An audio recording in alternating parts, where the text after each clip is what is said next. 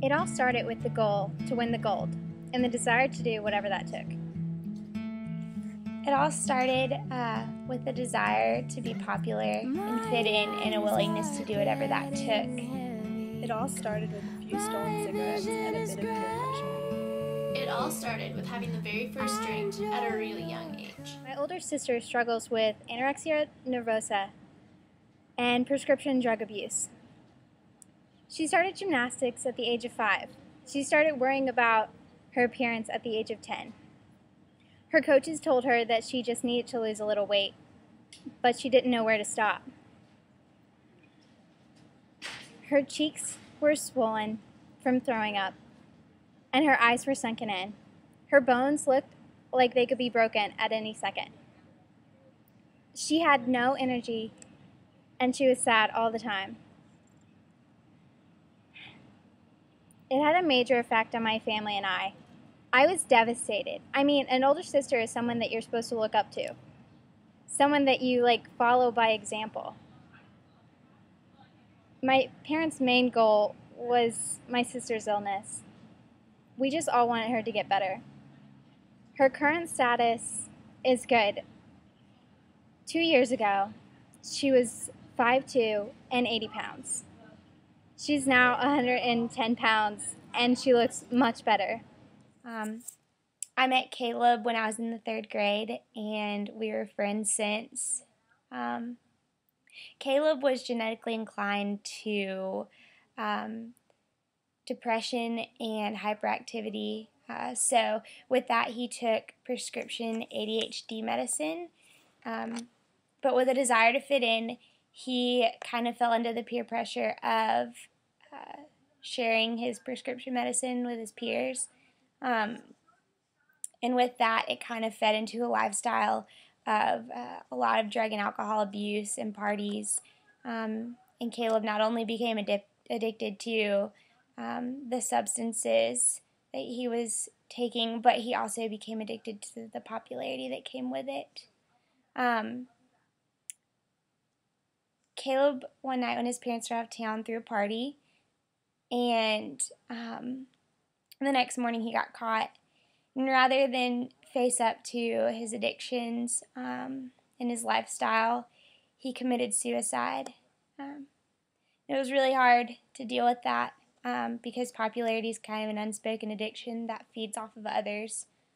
But we all remember Caleb for the awesome kid that he was, kind-hearted and fun-loving, but sometimes it's really hard to forget the way that he died, just being scared and upset and depressed.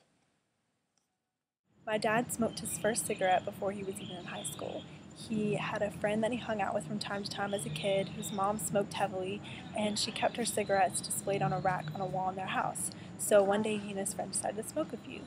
Research shows that kids who smoke their first cigarette between the ages of 8 and 12 are 5 times more likely to develop a smoking abuse problem than those who wait until they're at least 18 years of age. And my dad was no exception. He picked smoking back up as a social habit when he was 15, and what started out as a small act of rebellion soon turned into a full-blown addiction. He couldn't go more than a few hours without smoking, and even though he tried to quit at least 30 times over the years, he would always relapse because his withdrawal symptoms just kept getting worse and worse, and the cravings would intensify until they became unbearable. His slowly yellowing teeth and my mom's constant nagging weren't enough to get him to quit, and neither was knowledge of the severe consequences of smoking. Increased risk of heart attack, severe lung disease, cancer, death. After 30 years of being a slave to tobacco, my dad was really starting to feel the effects that it was having on his body. He was having difficulty breathing, and his breaths were becoming more and more wheezy. And at that point in his life, he had 3 daughters to worry about, the youngest of which was always yelling at him when we were in the car, "Put that nasty cigarette out." So on June 19th, 1998, my soon-to-be 46-year-old dad woke up and smoked his last cigarette. It was not easy quitting. It took 30 years, encouragement from friends and family, an antidepressant drug called Wellbutrin, some Nicorette patches, and a lot of self-control. but my dad has now been smoke-free for 14 years, and he will hopefully live a much longer and healthier life because of it. My grandfather, Keith Buchan, had been drinking since he was 11 years old. It all started with having the first drink with his dad, just casually. Then it turned into drinking once or twice a week. Eventually it turned into drinking every day, and that turned into drinking up to 24 beers a day, or at least 24 ounces of hard alcohol. He lost many jobs because of being an alcoholic. He lost his license numerous times, and the ultimate consequence that he served was jail time. When he was drinking, he was a completely different person. He had slurred speech, he could barely stand up or walk. That turned into having a broken ankle. His eyes were heavy, and he was very angry when he was drinking. If he was drinking whiskey, he would be very angry. But if he was drinking beer, he'd be really happy, and then he'd be really sad. He was admitted to the psych ward in the general hospital, and he was there for 2 months. Eventually he got let out, and obviously the drinking started again. He went to many rehabilitation centers, and he always relapsed. They just never worked for him.